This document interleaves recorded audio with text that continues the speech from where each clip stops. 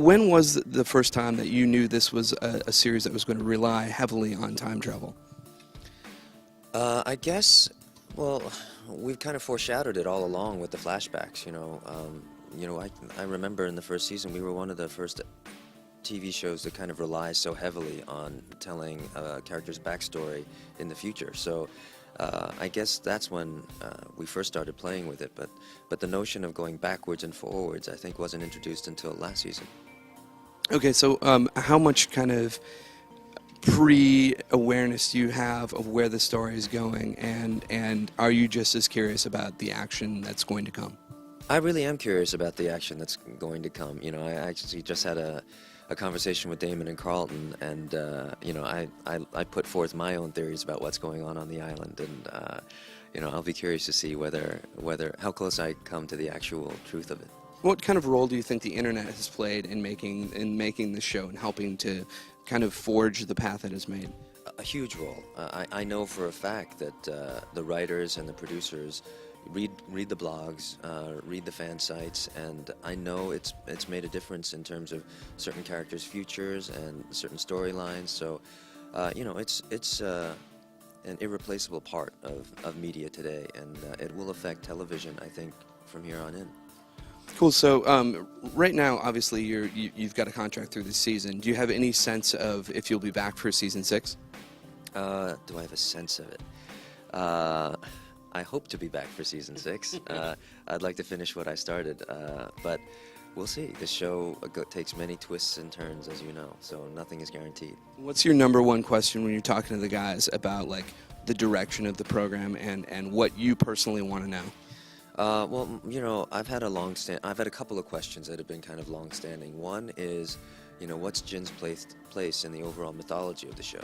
He's got a very specific role, kind of dramaturgically, in that he and Sun represent kind of the romance of element of the show. But what about the bigger picture? So I've had that question, and more simply, I've had the long-standing question of when I'm going to start speaking more English.